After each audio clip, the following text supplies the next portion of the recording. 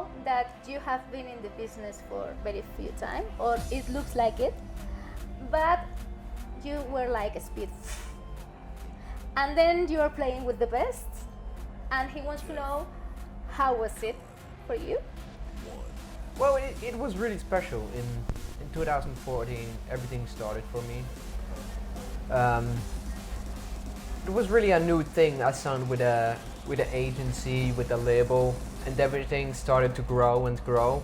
And then now we are here, and got voted for the newcomer of 2015, the best newcomer. Yes, I know that. So it's a really big thing, and I hope it will continue like that.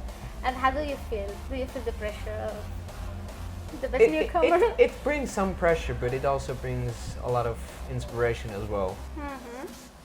It has both sides. It has good and bad sides. Mm-hmm. And when is the first time that you noticed that this is going to be it, that you're going to make it? I think it was the beginning of this year when I looked at my schedule and I saw more and more bookings incoming, more projects incoming. I was realizing what is going on. Before that, I was kind of unsure what I'm capable of and what's going to happen, but this year is going to be really good. As I told you, they are also producers of hardstyle here in Spain, and they are telling me that here in Spain there is not a big culture of hardstyle, and he's saying that in your country is pretty much the same. Yeah, well, in Switzerland the hardstyle scene is really small as well, and they're kind of destroying it on their own. So it's really hard to describe in different words, but it was a really good move to get on a label and agency who's outside Switzerland, so they can actually really do something for me. Because in Switzerland you're really limited to what you can do. So I'm really happy with that. So the advice you would give to any artist in your place is go outside. Go for something else than Switzerland. Just do it. Otherwise you will regret it. Okay. Dirty Works. He's saying that many people send demos to that label. They even sent a few demos and they didn't even get an answer. And many people don't get an answer. And he wants to know what's your story with that label. It's actually quite a bad story. Because I sent a demo to them and their response saying to me that I rip kicks, that I don't do stuff on my own. So I sent them a video with proof that I do everything on my own, but they didn't respond on that anymore. And then about 8 or 9 months later, they came to me like, hey, you have new music, we're interested in you, what is going on with your music? Now we have interest.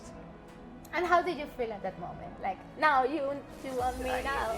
You know, it was kind of unsure about what's going on. I felt kind of, but in the end it was a good move because that label really fits my style. I can do what I want, and that's. So after you convince them, they are treating you. Yeah, great. yeah. And now I can do what I want, and they're always in. So if they answered your email, then you're in. Yeah, everything was settled. And once you're in, everything, all the doors are open. Yeah, exactly. Okay. He wants to know why that trilogy of 3 songs with a very similar title, and he wants to know the story about it. Those names. There's no real story behind it. I randomly found the vocals of We Are God in an online book, which you can listen to. And I thought, hey, that's a cool vocal, let's make a song. And then in the same book, I actually found the same vocal for Everything Is God. And I thought, okay, I can do something with the God theme. And then a few months later, I found another book about I Am God, which is about 3 hours long, so there was a lot of cutting for the right vocals to get it done. But the people really like it, so that's why I did it. Your reference on Next, that is a label from students. and it's like for upcomers, new promises. And he wants to know that you released a reference on that label, and the sounds are quite weird, strange, special. Why? And why did you choose that? You know, for me, as myself, for a producer, you have to make different stuff all the time. Otherwise, you get really bored after a short time. That's for my personal case, but I have to do different stuff all the time. I do raw, I do house, I do literally everything, orchestral, whatever.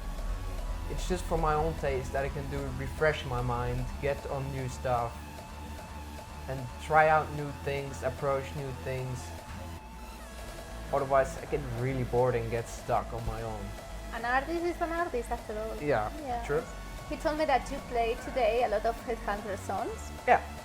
And very nice guy, by the way.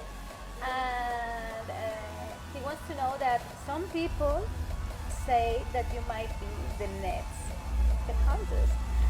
And how do you receive that? A compliment? You know, not? It might be true, it might be not. I don't want to replace Headhunters in some sort of way, but I think everybody likes Headhunters' old stuff, so why not play it out? Why not try to do something in his old style and try to evolve it in some way? So, yeah. But what's your opinion about him? Well, I still like him. Do you admire his work and his career? Yeah, of course. I mean, he chose that way, so I mean, I can't complain about it. I think everything is art, like you said. Of course. No one should be judgmental about it. Yeah, That's my opinion. And when he left, he made sort of space for new artists to grow and make experiments and try new things. And I think that he made a huge effort for many people to listen to your style of music. Not only for my style, but for hardstyle in general. He made a huge step. Yeah, I think that he opened a lot.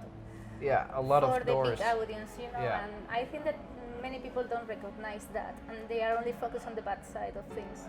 I think there is a huge good thing of it that they don't recognize. So that's my opinion. Your first time here? Yeah. Did you like it? It was awesome. So thank you. Thank you very much. Thanks for having me.